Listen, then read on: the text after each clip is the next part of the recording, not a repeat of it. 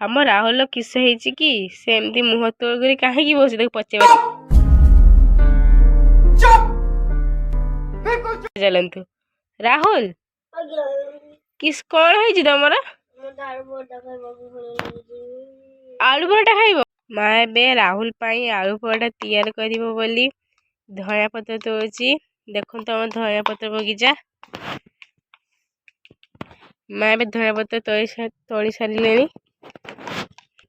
ମା ରାହୁଲ କାନ୍ଦିବାରୁ ମା ତାକୁ ଆଳୁ ପରଟା ତିଆରି କରୁଛି। ମା ଏବେ ଆଳୁ ପରଟା କେମିତି ତିଆରି ଚାଲନ୍ତୁ ଦେଖିବା। ମୋ ମା ଏବେ ଆଳୁ କାଟୁଛି। ମାର ଏବେ ଆଳୁ କଟା ସରିଲାଣି। ରାହୁଲ ଆଳୁ ପରଟା ଖାଇବ ବୋଲି ପୁରା ଖୁସିରେ ଉଚ୍ଛନ୍ନ।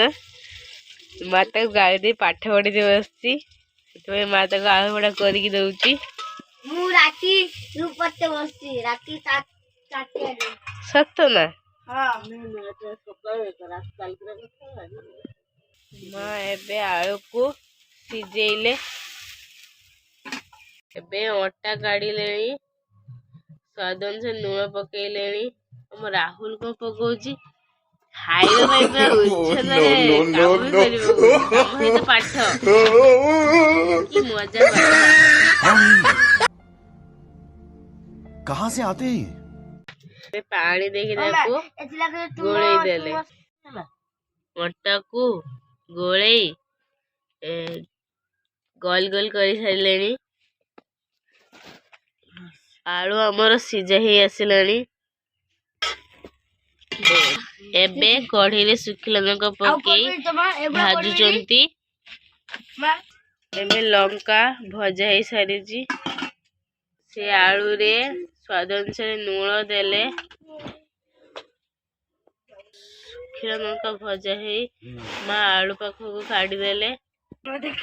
ଜିରା ଗୁଣ୍ଡ। ଏବେ ଆମର ଆଳୁ ଚଟଣି ପ୍ରସ୍ତୁତ ହେଇଗଲା। ଦେଖିବାରୁ ମୁହଁରେ ଲାଳ ଗଡି ଆସିଲାଣି। ମା ଆଳୁ ପରଟା ବେଲି ଏବେ ମୋ ମା ଦି ପ୍ରକାର ଡିଜାଇନରେ ପରଟା ତିଆରି କରିଛି। ଏବେ ଆପଣ ମାନେ କମେଣ୍ଟରେ କହିବେ ଯେ କୋଉ ଡିଜାଇନ ପରଟା ଆପଣଙ୍କୁ ସବୁଠୁ ବେଶୀ ଟେଷ୍ଟ ଲାଗିବ। ଦେଖିବାରୁ ବହୁତ ଟେଷ୍ଟ ମନେ ହଉଛି। ଆମେ ଏବେ ଦେଖିବା ରାହୁଲ ଖାଇକି କହୁଛି କେମିତି ଟେଷ୍ଟ ହେଇଛି। ଏବେ ରାହୁଲ ପରଟା ପ୍ରସ୍ତୁତ ହେଇଗଲାଣି। ସେ ପୁରା ଖୁସିରେ କହିଲେ ନ ସରେ। ହଉ ରାହୁଲ ଏବେ କୁହ କେମିତି ହେଇଛି ପରଟାଟା? କୁହ ରାହୁଲ। ବହୁତ ଟେଷ୍ଟ ହେଇଛି ତ? ଏଇ ତ ଆମର ପରଟା ଏବେ ରାହୁଲ ଖାଇ କହିଲେଣି ବହୁତ ଟେଷ୍ଟ ହେଇଛି। ଏବେ ଆପଣ ମାନଙ୍କୁ ଭଲ ଲାଗିଥିଲେ ଲାଇକ୍ କମେଣ୍ଟ ସେୟାର ସମସ୍ତେ କରିବେ। ସବସ୍କ୍ରାଇବ ବି କରିବେ। କମେଣ୍ଟ କରିବେ କୋଉ ଡିଜାଇନ ପରଟା ଆପଣଙ୍କୁ ବହୁତ ଟେଷ୍ଟ ହେଇଛି। बाय राहुल बाय कर दियो। बाय। अगर तुम लोग नए हो तो सब्सक्राइब करो, वो जो लाल वाला बटन है उसके साथ स्कैम करो या फिर महफिल जमाओ, मुझे नहीं पता, बस क्लिक हो जाए।